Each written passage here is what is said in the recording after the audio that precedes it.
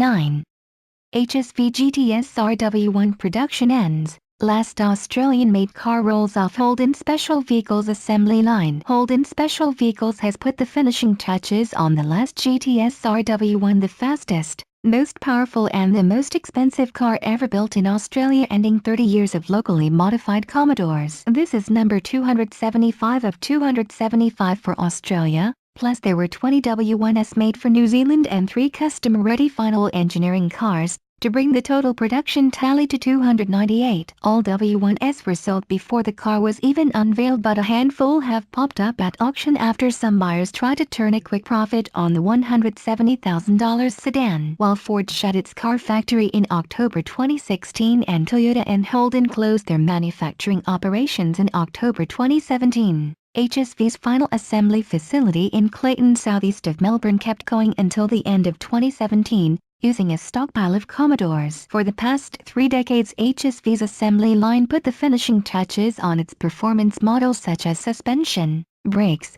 wheels, exhausts, bodywork and engine upgrades after the donor car has been built on Holden's main production line in Elizabeth, South Australia. After approximately 15,000 truckloads of more than 90,000 cars freighted from South Australia to Melbourne over 30 years, HSV's homegrown era has come to an end. Once this final batch of 150 vehicles at Clayton is distributed to Holden dealers, the company will move into new premises in the same postcode where it will begin building beefed-up Holden Colorado utes and convert Chevrolet Camaro muscle cars and Silverado pickups to right-hand drive to General Motors factory standards. HSV was building its entire range except the Grange limousine all the way through the final weeks of production, GTS R and 30th anniversary Club Sport sedans, Maloo utes and Club Sport wagons, as well as the W1. HSV kept building all models except the Grange limousine all the way to the end. Picture: Joshua Dowling. HSV kept building all models except the Grange limousine all the way to the end. Picture: